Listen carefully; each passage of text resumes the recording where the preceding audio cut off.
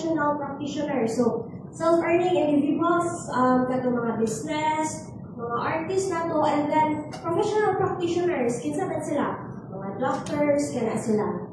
And then, third, appeal sa nato atong mga migrant workers or overseas Filipino workers. Kay, labaw na sila yung kapasidad na mo-pay sa ako ang premium regulation. Fourth, ang lifetime members. Example ng lifetime members, seniors, katong mga empleyado na mga ni retire. So, wala sila gitawag na lifetime members kay nakakontribute na sila og 120 contributions 120 months contribution. So, lifetime na ang ilahang members. And then, kaning kasambahay. So, may question ka, ma'am, anong appeal man sa direct contributors ng kasambahay? Kaya nga naman, naaman sila'y employer. Naa sila'y amo. So, 5,000 above, appeal sila sa direct contributors, 50% sa kasambahay, and then 50% po sa ilahang employer. For example, 500 na lang premium contribution, 250 sa ilang amo, 250 po nila. So, yan na siya. And then, 21 years and above who have the capacity to pay. So, appeal sa siya kay able na siya to pay. Nato siya work, no? And then, Filipinos living abroad, dual citizen, naturalized Filipino. Appeal sa sila sa tuang direct contributors.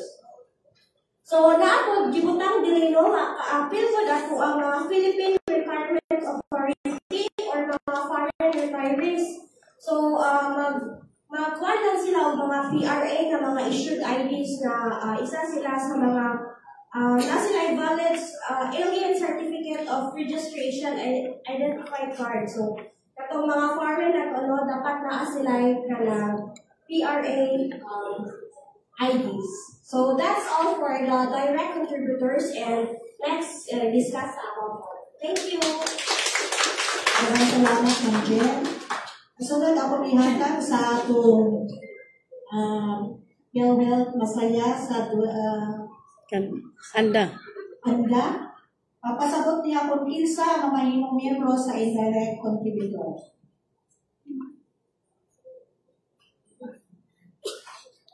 Okay. So, good morning! Good morning! Ko promise.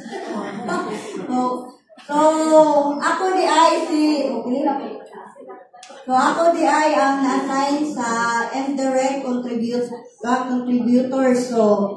So mauni sila ang mga dili angay nga mabilong jud sila dapat sa indirect contributor, no. So first, ang naadala is ang indigent identified by this WD.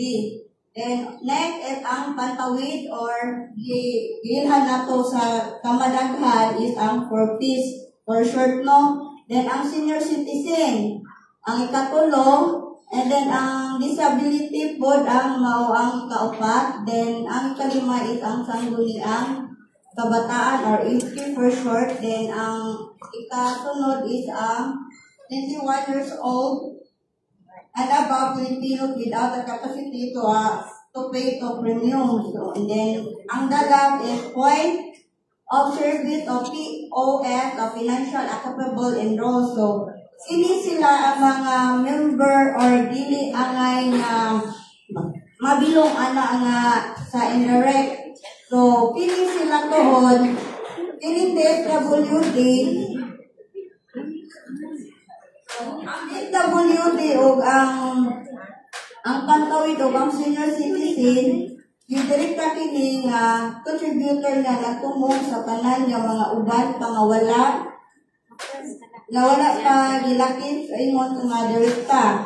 So, ang mga contributor na mga premium nga namahatagan kung kantay ni sida sa service sa masunong o sa mamutulong sa pang-gobyerno. So, kini ang mga kini silang tulong or upat nga mo ni muragi tawag ani mo ni ang gikon sa balaod kumbaga sa pang-gobyerno. Kini sila nga dili kita angay. So, anong di man sila angay daw? Kay kini sagaran ani is nagsaligpod sila o pang gobyerno nga gikan gihatag sa ayuda, di ba? So mo ni anda na to no, kay uban kay like aning kini sagaran kining uban ani is kining pantawid, for example. Pantawid nga no. Ngano the best ani ato kasagaran kay pantawid man no. So ang uban man kung pantawid manggod, bisan pa tuod o kining sila ana diri nganong dili angay dili sa ay angay sila butang na tungod galay kining pantawid. Di ba, sagaran ng sa pantawid is, for example lang, sagaran sa ubang pantawid is, bisang mga dato na member na. Di ba? Tinoon dili? Tinoon! Di ko baka kay, one bukwan. So, what is the ano? Then, ang sunod is, ang kasama rin bilang sa indirect contributor, ang mga solo parents na ikono. So, ang mga dating rebelde or mga rebelde na nagbalik loob na documents, kumbat at mga karapat-dapat na benepisyo sa mga uniform. So, ibig pasabot aning uniform. So, kung ang ibig pasabot aning uniform is katong person na namatay sa action o napatay. Kumbaga, napatay o wak pamamatang saman. Napatay na po mga dead. So, sa operation, sa mga pulis, so, kamulo pa rin eh, naman, kamulo pa karto, so, wala nila.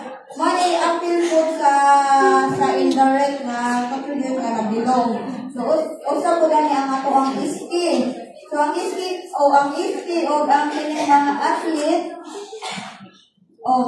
iski o athlete ko na niya ang itong mga athletics na to, nga wak magpuli sila yung mga income.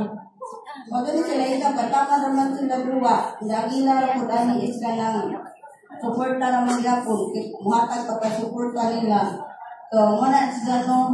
Then, next is ang kining 21 years old, nagulang na pataas na tinataya sa walang kakayahan na magbayad. So, ayan. Sa mga people, pati na rin ang mga nasali sa ilalim na pangangailangan sa posibilidad na pang-publiko kasulukuhan at tinataya ng walang kayahang financial o bilang sa POSFI. So, money is that. So, anong kuwan manigwi ang